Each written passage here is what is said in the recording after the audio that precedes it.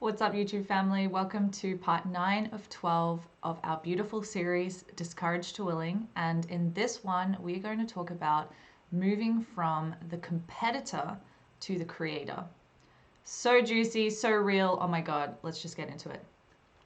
So essentially, we're living in a world which is governed by, the figures at the top who are the powerful ones, the prestigious ones. And there's this constant sort of like fight to be the best, to have the most money, the biggest house, the most amount of prestige, the most amount of recognition kind of thing. And this system essentially creates and filters down into us and creates this framework of like, more for you is less for me, right? And this whole thing can really eclipse our own creative spirit and stifle the joy that we can derive for the process. It can stifle the willingness to show up if there's this looming thing of, well, if I'm not going to be the best, why bother? If I can't be first, why bother, right? That's super competitive instead of creative. And we're going to get into the differences there in just a second. Before we continue, I want to let you know what's going to be covered in this video. So what you can expect is a definition of the competitor and the creator. And so identifying the differences there. We're going to look at the wounds that derive from this competitive framework and how this contributes to a loss of joy in the the creative process. We're going to go into the importance of co-creation, and not only just the importance, but the necessity. We're going to speak about the difference between willingness and action. We're going to speak about embracing the creator's mindset, which is the antidote to the scarcity mindset, which is connected to the competitor. And then I'm going to wrap up with 6 practical ways that you can shift from the scarcity mindset to the abundance mindset without bypassing. Woo! Okay, sounds good? Yeah, let's get into it. Okay, so what is the competitor? Well, if it isn't clear by the title of it, the competitor is competing. It's competing against something, it's competing for something. And the competitor is looking to be the best, and its whole framework is that there's only a select few who can be the best, so to speak. Like the competitor is like, we got that bell curve and I'm going to be here at the top, but because there's only a limited amount that can be at the top, all you guys can be over here. I don't care, I'm going to be here. The competitor's mindset is so governed by a fear of limited resources. More for you is less for me. The competitor is also governed by this zero-sum worldview. So what is that? So in game theory, a zero-sum game is essentially a situation in which one's gain is equivalent to another's loss. So that the net change in wealth or benefit equates to 0, right? So if a point happens and it's -1 point for you, which gives me a point, -1 + 1, that equals 0. So I'm going to say that a little bit again, just so it really lands. The zero-sum worldview is such that someone's gain is equivalent to someone else's loss. Does that make sense? And so the competitor's gain is only because of your loss. The competitor's placement in number 1 is because of your loss in not being the first, if that makes sense. And so how does this affect our behavior? Well, it contributes to the scarcity mindset. The competitor is rife with the scarcity mindset. Another way of saying that is poverty consciousness. There is not enough to go around. More for you is less for me. Like I've said, it's just this. And the emotional state of the competitor is therefore really frustrated, anxious, stressed, paranoid, irritable. And all of this is rooted in a fear, because if there's not enough to go around, if more for you is less for me, that's coming from a fear response, ultimately a fear of death. There are other layers to that, of course, like there are so many fears, but when you really strip it back, that's it. And so the impact of this poverty consciousness, the impact of this competitor mindset leads to a win-lose scenario. The scarcity mindset is like a pair of dark glasses in which you see the world with this fear and this lack. It whispers, there's not enough to go around, so grab what you can. Doesn't matter about what other people can or can't get. You take care of you, grab what you can. And this mindset, it fuels competition where every interaction becomes this zero-sum game, a battle for limited resources, right? So you have a feeling of what the competitor is. If we want to apply that to, let's say, a day-to-day basis, let's say you're an emerging artist. Doesn't matter what your medium is, but maybe you're kind of just starting to get into it and you're starting to share your stuff with the world. And if you're coming to that with a competitive mindset, you feel threatened by the success of another. You feel threatened by the creations of another, because the more attention they get means less attention you get, kind of thing. Or the more money that they earn through their creations means there's less resources for you. Another example could be, instead of collaborating and co-creating, you want to take all the credit for yourself because you want to seem the best, right? You don't want the contributions of someone else to make you seem less credible or less intelligent or whatever it might be, right? The competitive mindset could even come through, like if you're writing, let's say, an essay, and you don't put the references of information because you want to be seen as super intelligent, so you don't put the references in, right? That's another example of a competitive mindset. Another competitive mindset is really just at the core of it, not available to co-create.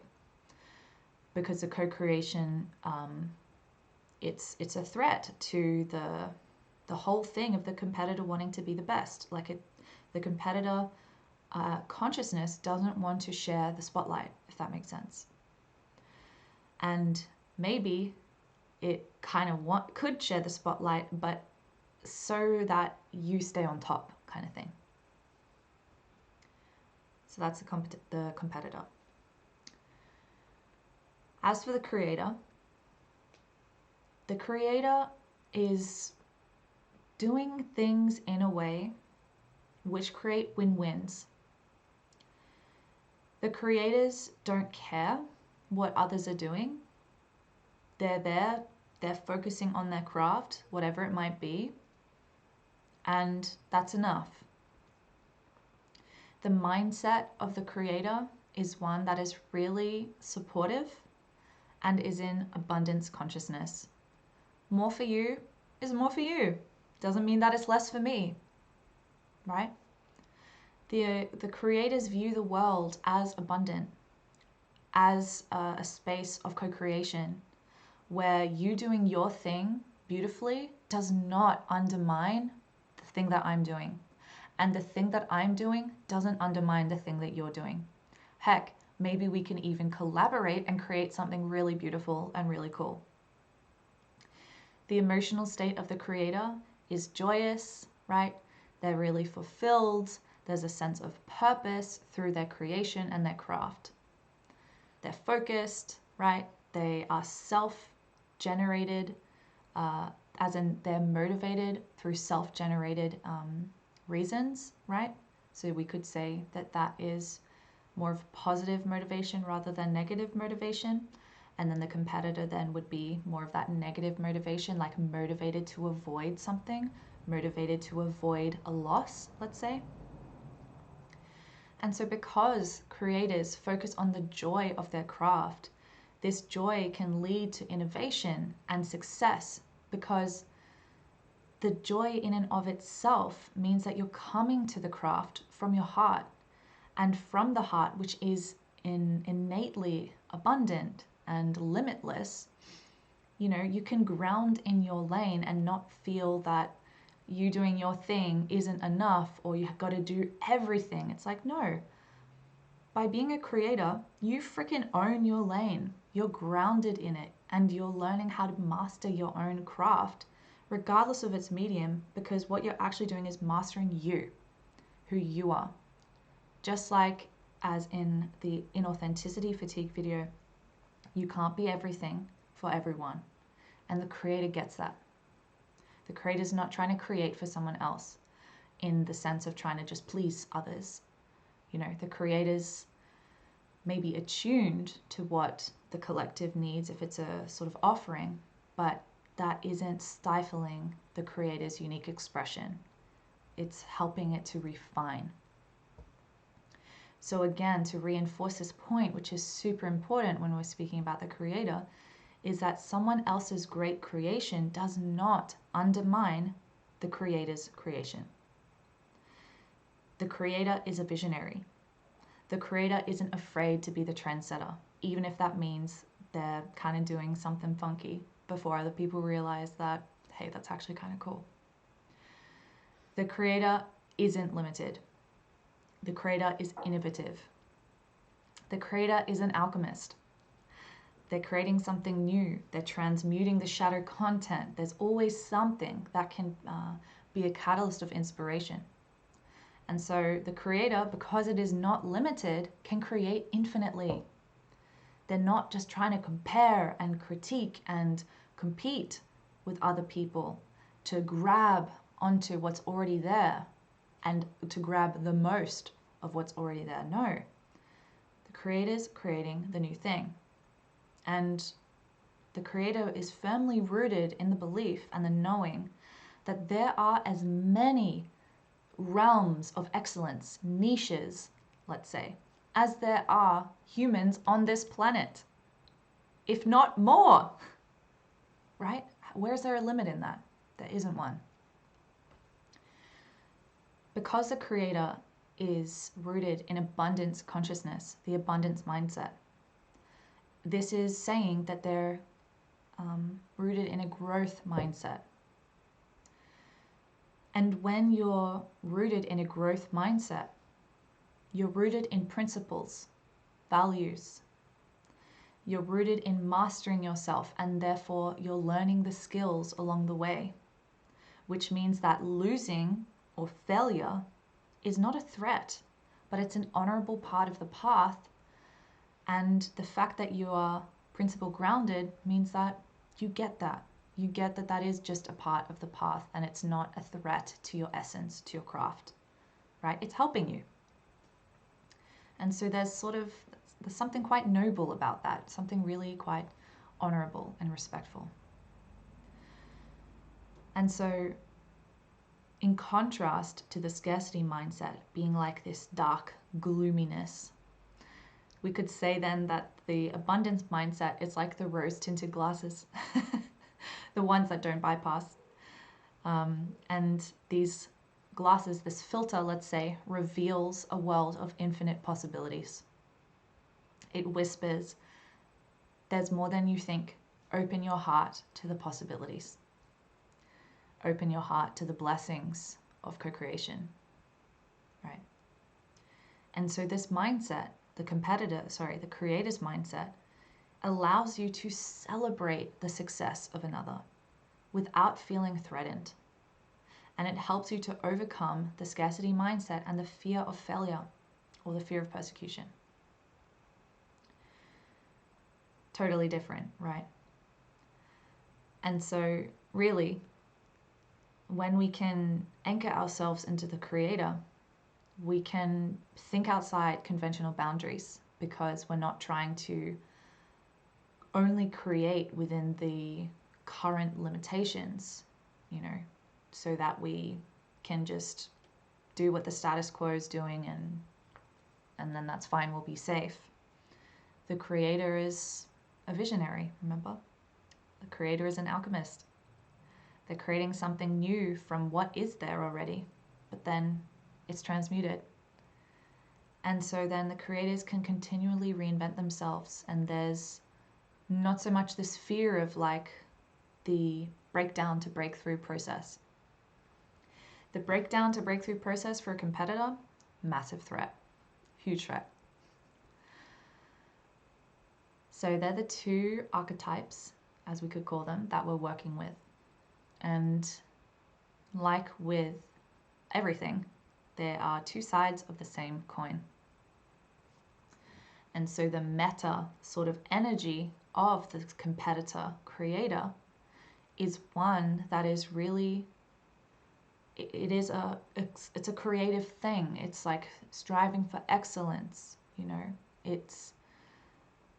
it is still, despite the lower end of it, let's say being the scarcity mindset, like it's still held in love, because the competitor is still trying to do all of that to be safe and to be loved and to be held.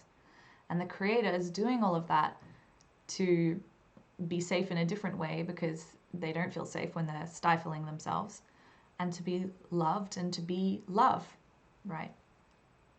So again, like I say in most of my videos, let's not demonize the competitor and let's not glorify the creator, but let's feel into these different energies and decide where we want to place ourselves on that spectrum, let's say. So moving into the next part, I want to speak about some of the wounds of competition and how this contributes to a loss of joy in the creative process. So higher octaves, lower octave expression. Okay, the lower octave expression would be the wounds. But before I go into that, let's just remind ourselves how everything has its costs and its benefits, right?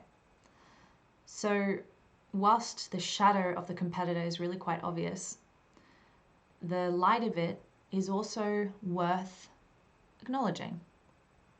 Competition can drive innovation. It can drive motivation. It can catalyze the learning of new skills. It can catalyze development and productivity. Right? Totally. But when one person or a group wins more than the others within a group sort of setting, it can hinder the collaborative process and it can stifle team cohesion. And this can lead to decreased communication, increased conflict, increased criticism, and decreased innovation. This can lead to anxiety, right?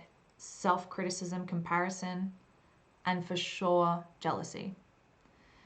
And so I know that when I've been really like overthrown in moments with this competitive mindset, it's when I am not rooted in love. It's when I'm rooted in fear.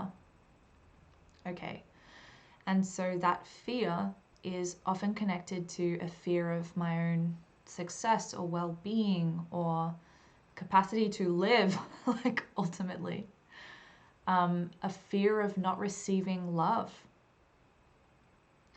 And so the jealousy just like bubbles up and it doesn't feel very good. It feels really quite toxic.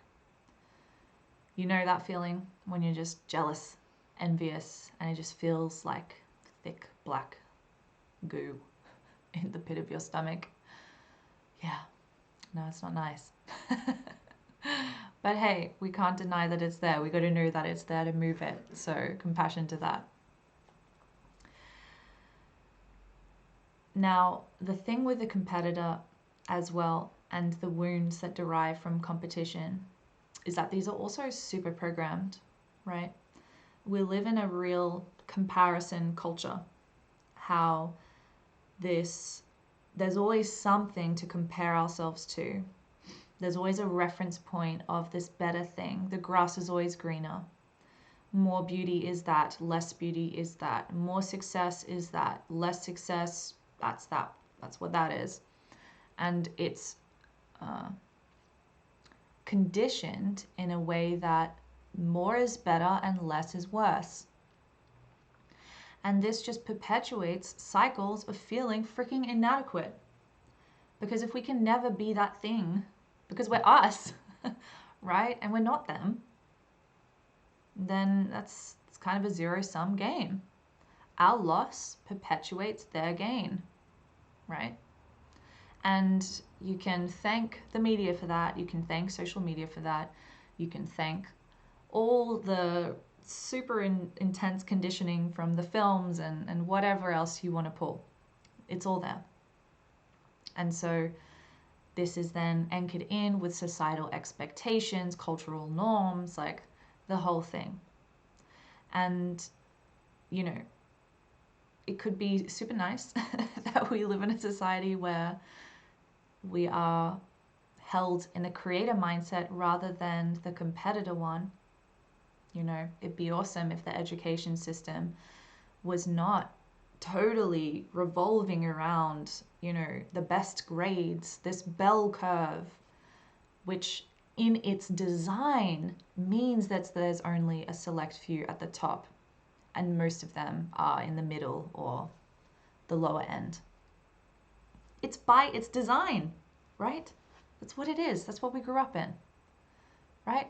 There's only a certain amount of people who could get an A, and the rest would just be compared to that standard, and so it would go on.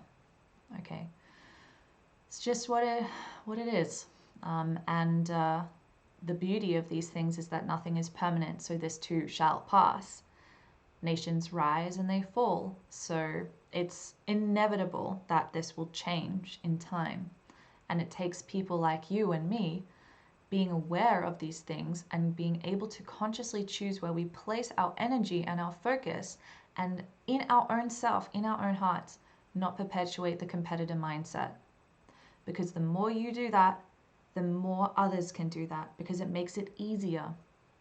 It's like you've opened the door, you're a potentiator. So never feel that the work that you do is not going to make an impact. Think about it. Think of how many people could be impacted by you doing the work and you resting more in a creative mindset than a competitive mindset. Let's say that that's a color in your palette. Or let's say it's a color drifting around in your field. And then let's say that you speak with even just one person, and then their field picks up that color and suddenly it's in their field. And then it doesn't stop there.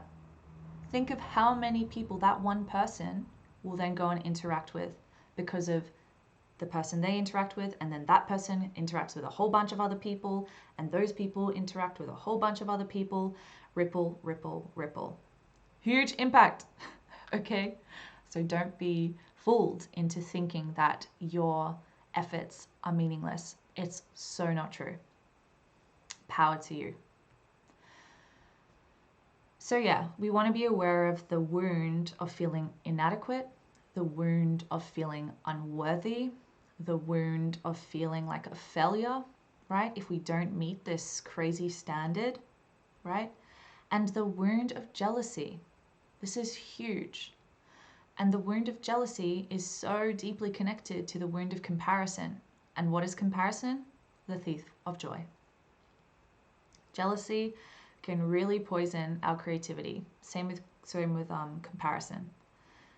And in poisoning our creativity, you know, the poison being that we try to modulate our expression to be accepted by the status quo or whatever it might be.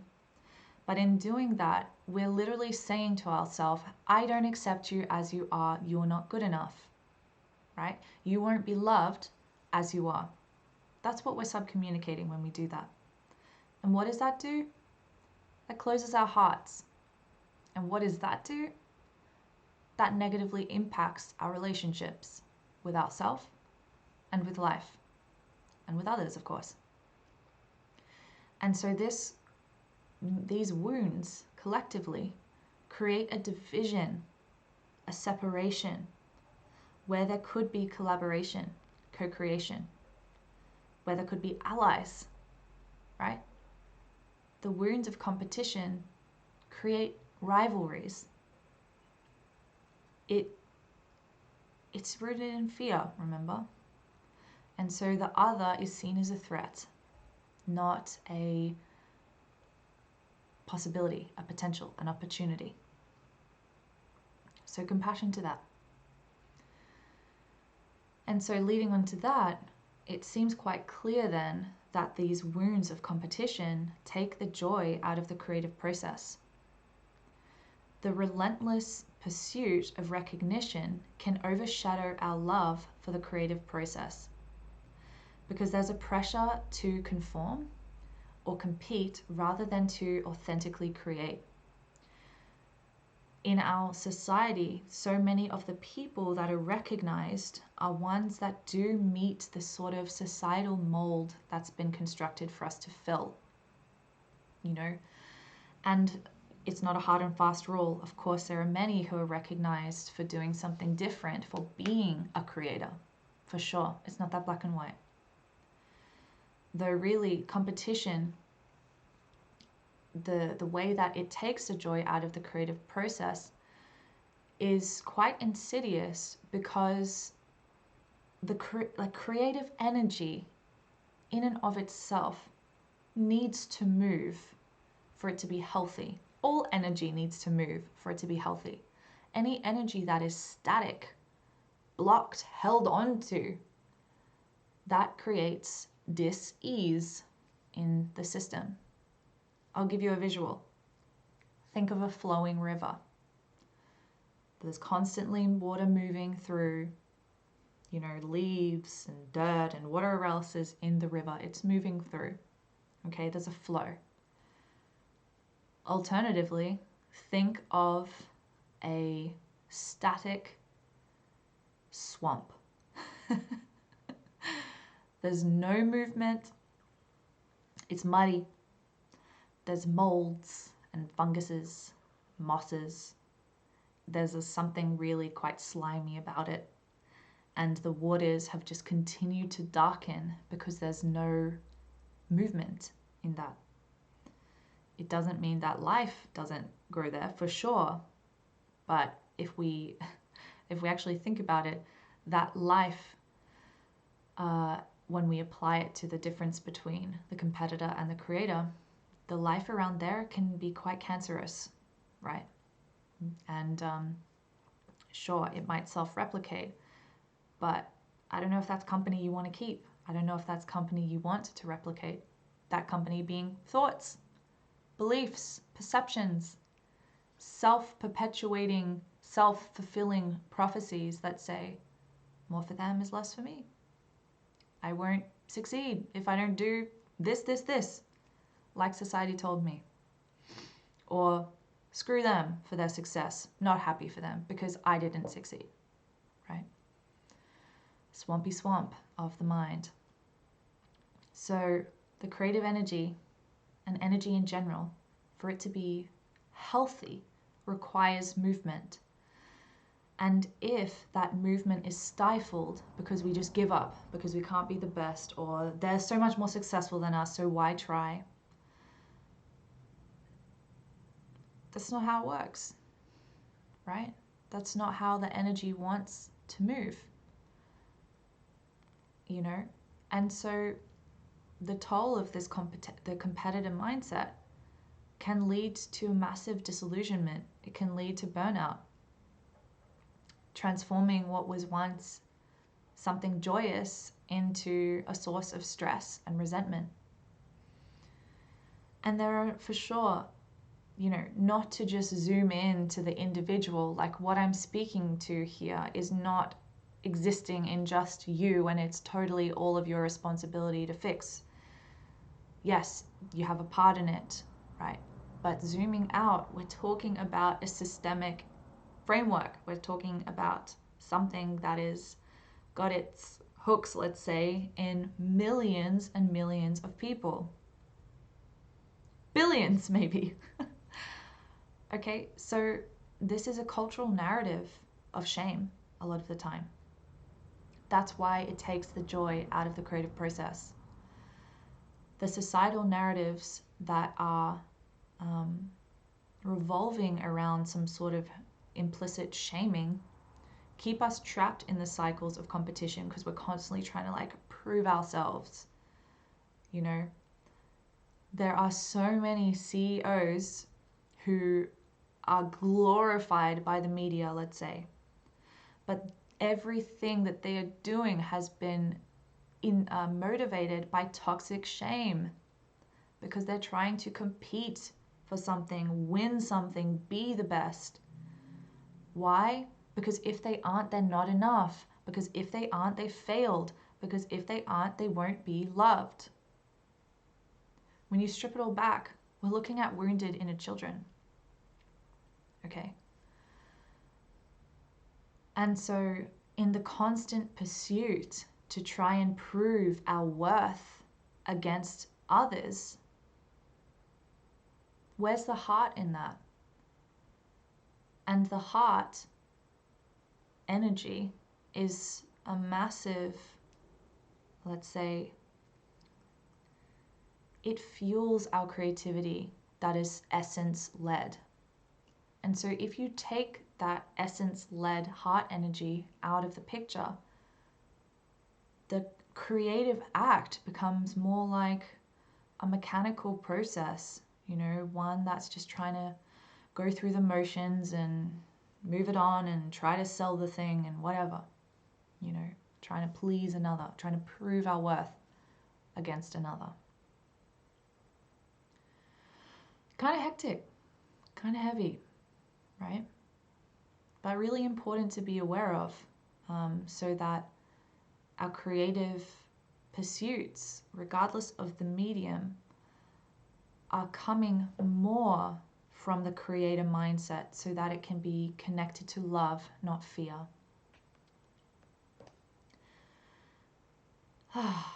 Yeah. So this really leads me on to speaking about the importance of co-creation. And there's real beauty and power, contrary to what the competitor thinks, of co-creation. Co-creation is not a threat when we see it through the creator's eyes, but actually a mechanism of greatness that is a win-win, not a win-lose.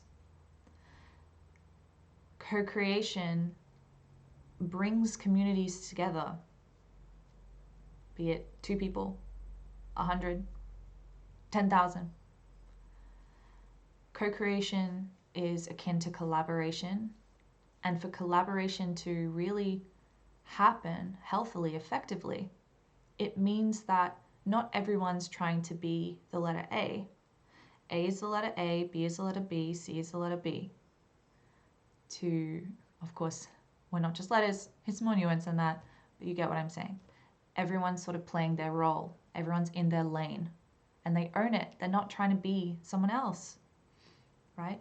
And in that, you can celebrate other successes rather than viewing them as threats.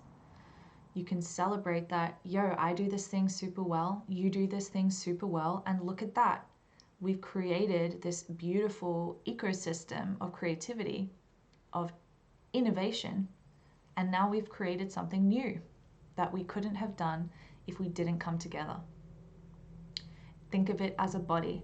The fingers are coming together, the arms, the bones, the tendons, the blood, like everything's working together like, whoa! And now we've created a body, which we couldn't have created if we hadn't come together, right? Supporting others elevates us all. When we help others succeed, we create a richer tapestry of creativity and innovation. It's a win-win. Contrary to the competitor's belief that supporting others diminishes our own success, because more support for them is less support for me, right? The creator knows that this is just not the case. That I want to come to this with my heart. Yo, awesome that you're doing your thing. What can I do to help? Or not that it's necessarily a forced thing, like it can just arise, it can emerge in that space of two people coming together, right? And it's really like, think of a community of artists, you know, like back in the time when it was the surrealist movement. And it wasn't just one artist trying to fully claim the surrealist movement and make it all of theirs, and that if other artists did surrealist art, it would undermine their own surrealist art.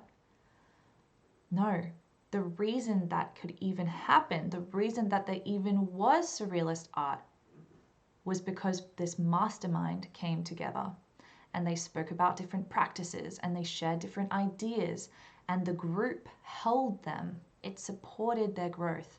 That container that they formed through collaboration was like the cauldron, right, in which they could birth themselves. Okay? Well, from which they could birth themselves. The cauldron was kind of like a womb, right?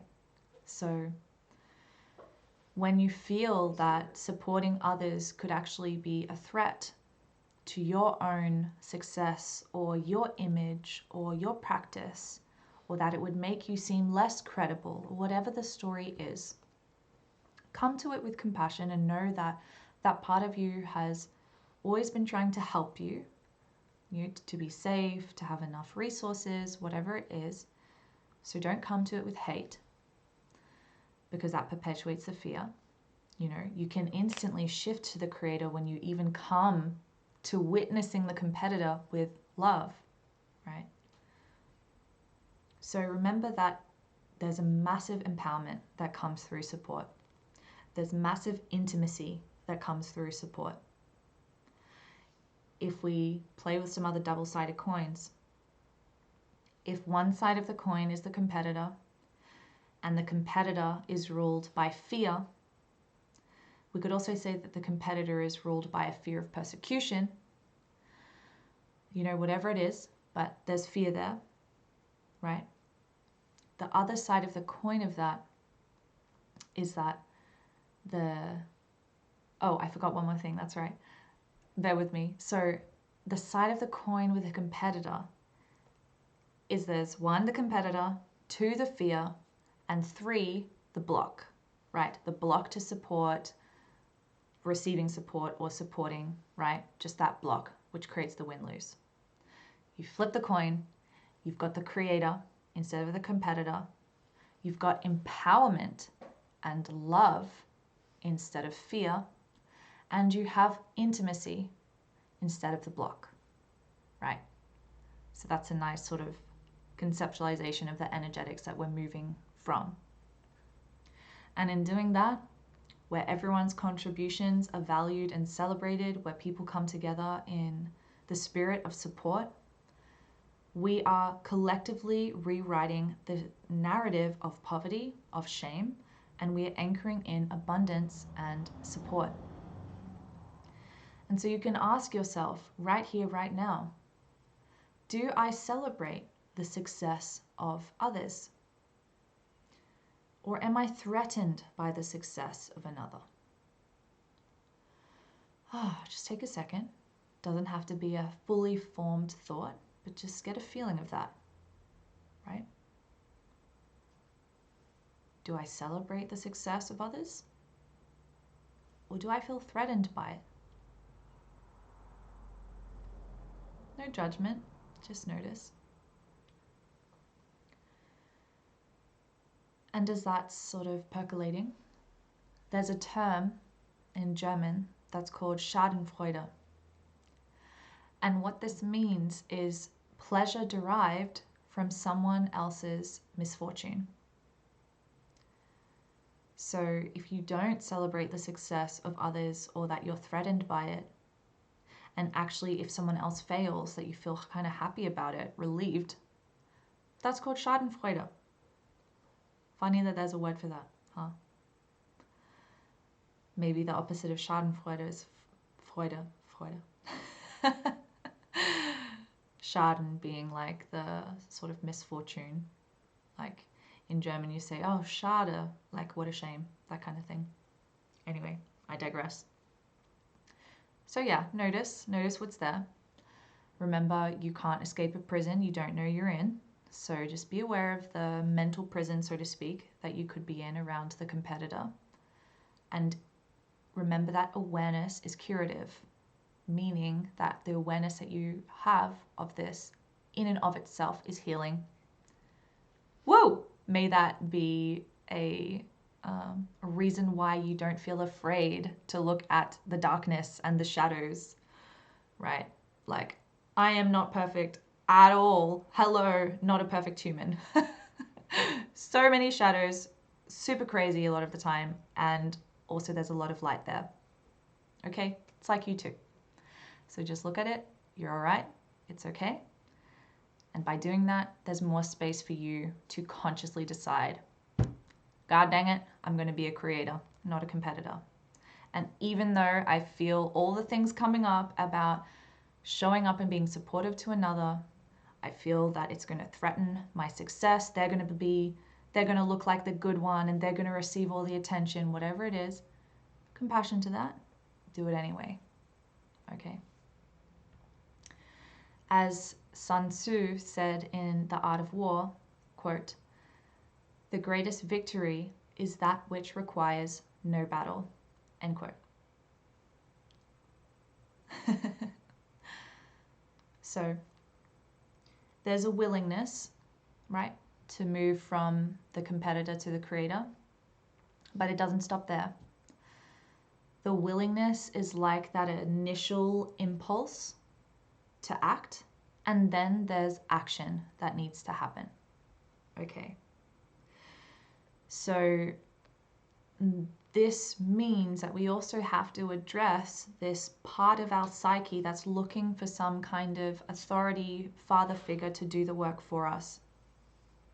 And by unconsciously or consciously feeding that, this could also lead to us being becoming subservient to figures of authority and just playing out sort of established norms.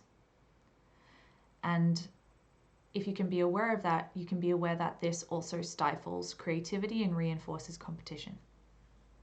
Okay, so no one's going to do the work for you. Okay, you can surround yourself with goodness, with good company, be it people, food, books, videos like this, right? This is good company, to help build that platform for you that you can then stand on and be in action.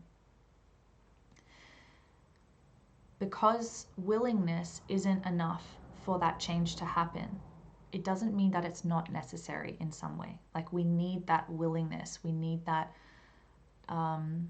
impulse of motivation in order for that change to begin. I'm seeing it as like a boulder. For that boulder to start rolling, the willingness is like that initial sort of push for that boulder to start rolling. But then if that boulder's rolling and then there's straight away a huge massive rock in front of it so it can't keep rolling, action comes in and it is the thing that moves that obstacle out of the way, and so the ball can keep rolling. The ball rolls with the willingness, and then the action removes the boulders out of the way so it can keep moving, right? So willingness is awesome, but we also need action. This is something that we're going to touch on when I speak about the 6 practical ways to shift from scarcity mindset, which is connected to the competitor, to abundance mindset, which is connected to the creator, right? So these are practical actions that you can take, right? But just know for now that willingness alone isn't enough. The willingness needs to be paired and worked with in tandem with action. And when you can do that, you can embrace the creator's mindset, which is the antidote to scarcity. you can reclaim your creative power. You can reclaim your sovereignty. And in doing so, you can assist others to do the same as a win-win, where more for you is not less for them, and more for them is not less for you. More for you is more for them. How cool. So how you can do that is harness this willingness to apply it to an action of starting to reflect upon your unique gifts and passions. And to remind you that in doing so, you might notice that there are other people who share similar gifts than you. You know, there are many people who paint, who create music, who design gardens, or who grow food, right? Whatever it is, for sure. But they're not you. Something else you can do to reclaim your power, your creative power, is as best as you can, try to avoid overly competitive jobs or fields. Like, maybe don't work in the stock market, you know? Like, maybe that's not useful for you. And instead, you can move towards things, because, you know, this is also the company that you keep, move towards things, people, places, jobs that have a focus on creation and creating. A reminder as well with that, because that law of attraction is working 24/7, regardless if you're thinking about it or not, the way that you can make the law of attraction work for you, not against you, is if you notice that you're worried about failing, remember that this is subcommunicating to the law of attraction that bring me reasons why I should fail. Because where attention goes, energy follows. So catch that thought. Remember that where attention goes, energy follows. And may that like catalyze the willingness for you to act and change the thought. So use the law of attraction consciously. And instead of focusing on failure and scarcity and how their success makes you feel bad, notice it, be like, okay, there you go again, monkey mind, thank you, I accept your offer. Actually, I don't accept your offer. No, that's the point. Thank you for your offer, I don't accept it. Instead, I'm going to focus on how wonderful it is that there are beautiful people whose creations are being held by the collective. That means that I could also be held and my creations could be celebrated, or whatever else it is, right? Just employ that reframing, okay? And then the law of attraction can work for you, not against you. So there was an opening quote from Wallace D. Wattles, and there's another quote from him that I want to read to you just now to really sort of anchor in what we've just been speaking about. And it goes like this, quote, "Whatever you habitually think yourself to be, that you are. You must form, now, a greater and better habit. You must form a conception of yourself as a being of limitless power, and habitually think that you are that being. It is the habitual, not the periodical thought that decides your destiny." End quote. Epic quote, right? And the point that he was really emphasizing there is that it isn't just one thought every now and again that I am a limitless creative being and that my success is a gift that can help others succeed and vice versa, right? It's not just the one-off thought. It's habitual. It's a sticky note that you see every day to re-imprint your subconscious mind and therefore get that law of attraction feeding that, right? So that's why the willingness might help you to start that process, but remember it's not enough to bring that change in, to anchor that change in. There needs to be an action and more of those actions habitually for that change to occur. Okay. And so, whilst there are no necessarily external magic pill quick fixes, there is the magic that comes from the willingness. And then the beauty of that unfolds as you just return to it and you return to it. And it doesn't have to be this huge, big ordeal. You can try really simple things like that sticky note that might be the first thing that you see in the morning. Or when you go to make your breakfast, there's that sticky note, right? So you're seeing it and you're seeing it. It's kind of like if you learn a language and you're just starting. How much faster are you going to learn that language if you have 3 classes every week, even 30 minutes every day versus once a month, right? So focus on what you want. Try not to focus on what you don't want. Focus on the creator mindset rather than the competitor one.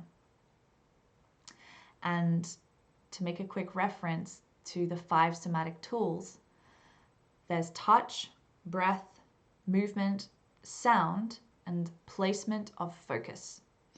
And so if you want to make a change in your system on a somatic, lived, embodied level, that placement of focus is really a key component there. So I hope that contextualizes it and brings it all in. And then through that, there can be joy in the creative process again, right? Focusing on the process rather than the end product and if you're going to get validated for it or not. And something else that brings us together is, even if you feel willing or able, you can start thinking about it, kind of create a community, right? Even if it's just you and one other person or 2 other people, consciously decide that you are going to feed energy towards company that is collectively deciding that we're going to support each other, that we're going to be in a creator mindset. There's another quote here that I want to read to you, and it goes like this. The swiftest way forward is to look for ways in which collaboration can be sought and conflict avoided. It is the best, most efficient utilization of resources. To win the war, you may no longer need to worry about winning or losing. You can make the battle irrelevant, which really speaks to the Sun Tzu quote that I read just before. So no black and white thinking here. Collaboration can coexist with collective support. It doesn't undermine either side. It's a win-win. And to really delete the possibility of black and white thinking, collaboration can also coexist with competition. It's about dosage and intent. So it's also not helpful to believe that competition and collaboration can't coexist.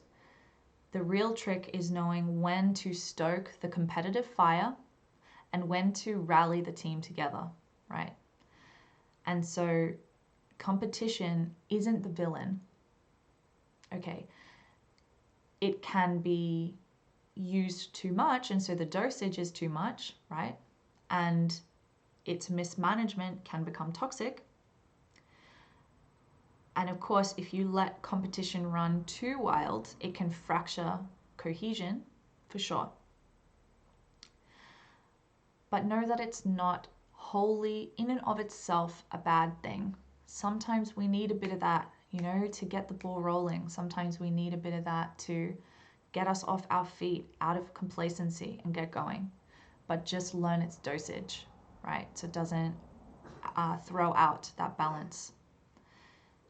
Equally, collaboration, don't glorify that fully, because collaboration in a dosage which isn't actually useful could lead to a soup of opinions with no decision made. It can lead to stagnancy, it can lead to overwhelm, right? It can water down ideas and lead to snail-paced progress because everyone's just trying to harmonize with every single opinion, right?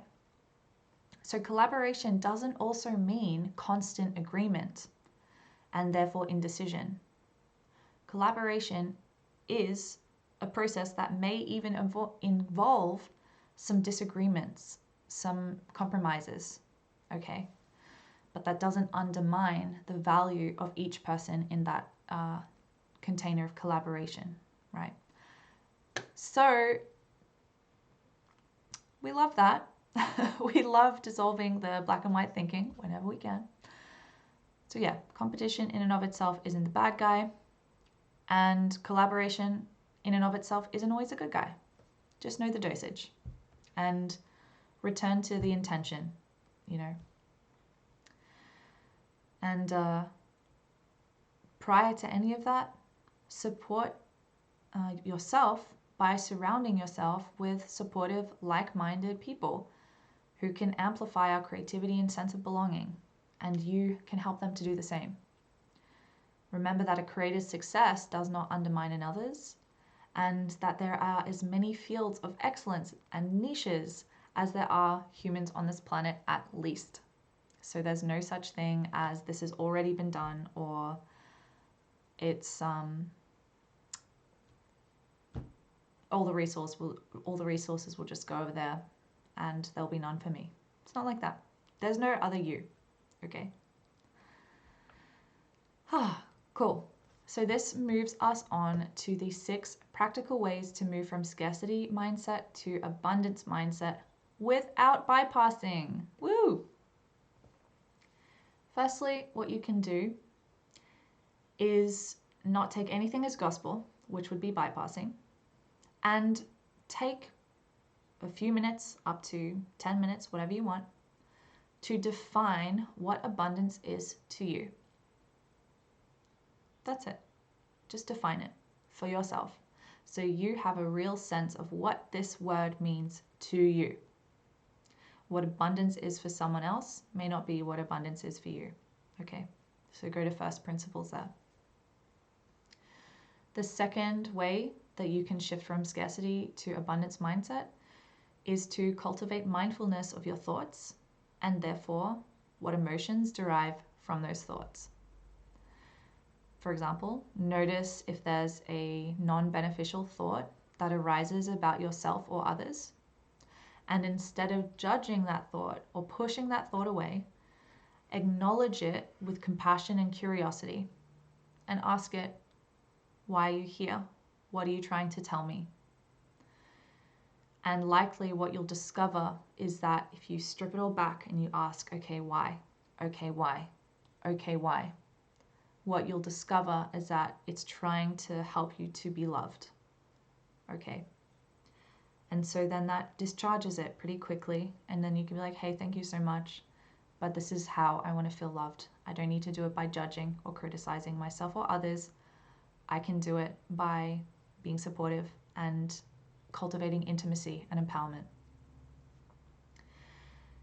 This helps you to avoid falling into a fixed mindset and being open to growth and new possibilities, because that growth and those new possibilities are happening within your own psyche, making it easier for them to happen around you too. The third way is to practice self-care. Take care of you physically, mentally, emotionally, spiritually. Eat well, move your body, right? Movement of energy in the body reflects movement of energy in the mind. Getting enough sleep is super key. I know for myself, if I've not slept well, well, it ain't pretty. Sometimes it's fine, but if it's a compounded effect of not enough sleep over a decent period of time, no, it doesn't work. And remember as well that to counter the scarcity mindset of I need to hustle, hustle, hustle, hustle, hustle, the creative mindset gets that it's yin and it's yang. Yes, there's time for active, direct movements. But so that can be sustainable, there needs to be yin, receptive, relaxation, rejuvenation as part of that. And that's part of self-care. Knowing your dosage of yang with yin, for example. And The fourth way is to celebrate small wins. You know, recognize your accomplishments no matter how small they are, so you can put in some energy into the emotional resilience bank account, into the willingness bank account, whatever you want to call it, into the abundance mindset bank account, right? Because you're sub-communicating to yourself that there's goodness happening, that there's gifts, that there are opportunities, that there is love here. It's not just fear, which is implicitly saying abundance. And you can also surround yourself with positivity, and that positivity being supportive people, right? People who uplift, people who are empowered, people who also you perceive already embody the abundance mindset. You know, if you're surrounded by people who are also really competitive, who don't support your wins, and therefore you don't support theirs, that's not going to be useful company for you right now. And heck, maybe those people are in your workplace and you can't fully avoid them. All good. But you can consciously decide not to feed the narrative that they're living from. Okay? And that's how you don't bypass this. A bypass could be completely brick walling, or a bypass could be toxic positivity, right? Without actually looking at the shadows there. Okay? So let that not undermine the realness of needing to surround yourself with healthy company, with positive company, with abundant company, right? And remember, to do that, you could create your creators community. You could organize a time once a week, once a month to get together with a handful of people in the spirit of co-creation. Maybe you'll get together for some people who you told, my brain's getting the words confused. You can create the creators community with people who you told about. My brain doesn't work sometimes.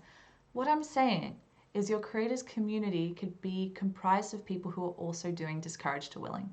And maybe you told them about Discouraged to Willing. And so because, if you remember, like what we seeded in the last week, the next 4 videos, this one included, the aligned action is going to be feeding a passion project. And so your creators community, you could get together every week for the next 4 weeks even, and you can do a passion project, right? So let this, all of this be the willingness, right? Feed the willingness so that you can bring in the action of bringing this thing into your life, not just hearing me speak it. And then you can focus on solutions, right? Instead of dwelling on problems, you can look for solutions and opportunities. And this is the abundance mindset. The scarcity mindset is so aware of limitations, is so aware of what's going to go wrong, that it's constantly sub-communicating that we need to focus on the problems, which manifests more problems. Self-fulfilling prophecy. There we go.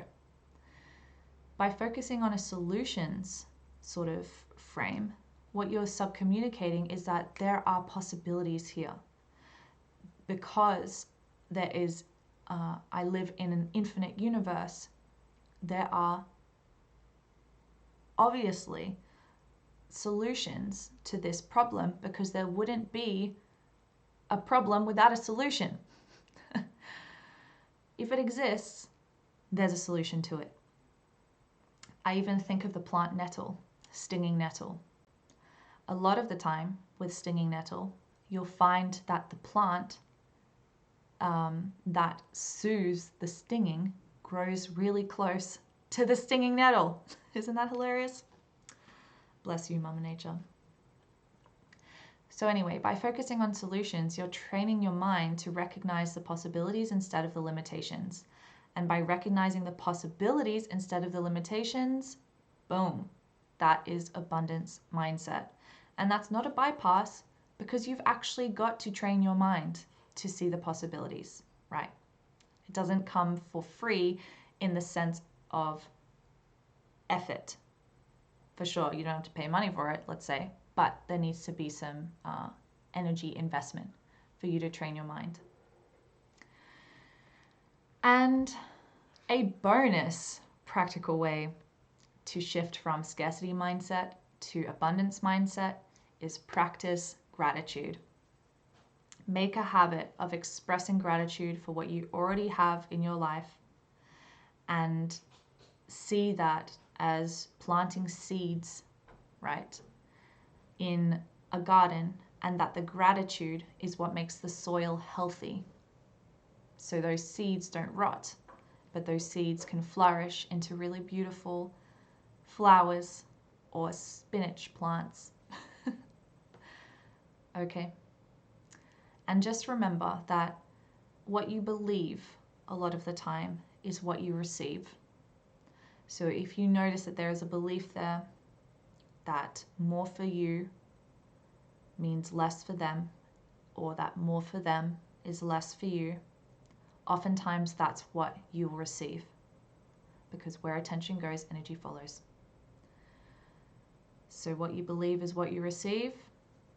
Believe in the creator's mindset, believe in the abundance mindset, and may you receive that. May you live that and breathe that and share that and help other people to do the same. Good job. We got to the end of this video, which leads us to the aligned action. For this week, this is the beginning of your passion project. Woo! So I planted that seed in the last video, I'm pretty sure. And you don't need to know what it is. Maybe you've had some ideas, right? And a reminder that this passion project can be absolutely anything. This passion project could be contained within the 4 weeks remaining, this week included, of Discouraged to Willing. But maybe the passion project continues after that. That's totally fine. But you're going to be working on it, held within this container of Discouraged to Willing, at least for the next 4 weeks, including this week. So this one and 3 more weeks.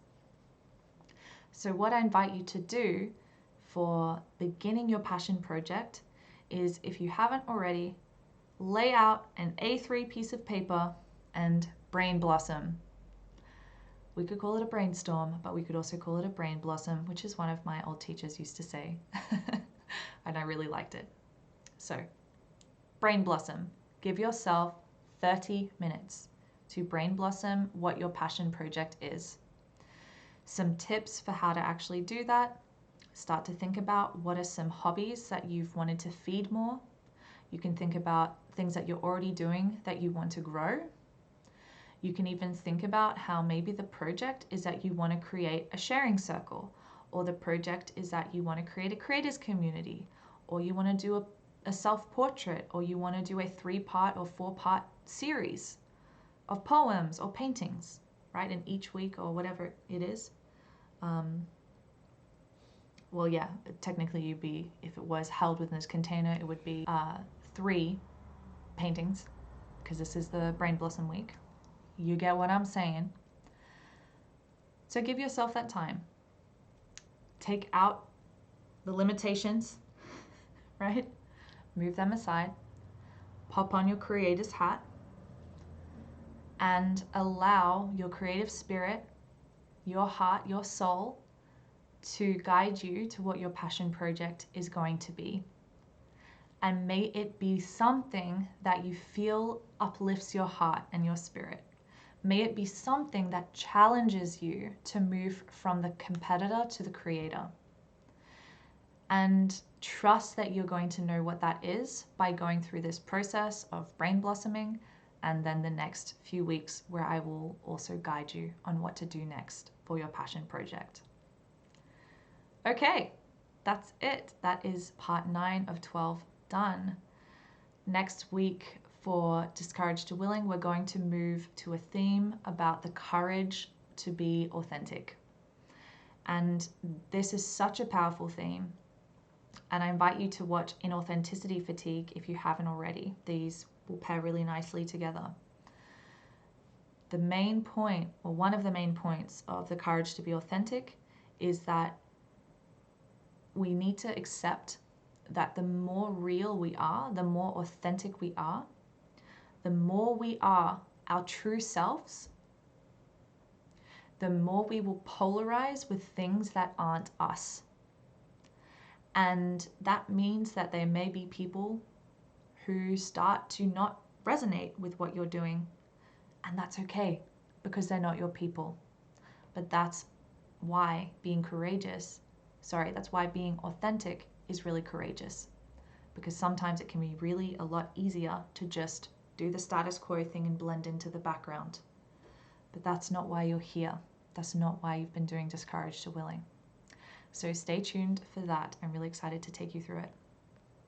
In the meantime, give this video a like for me to support this channel.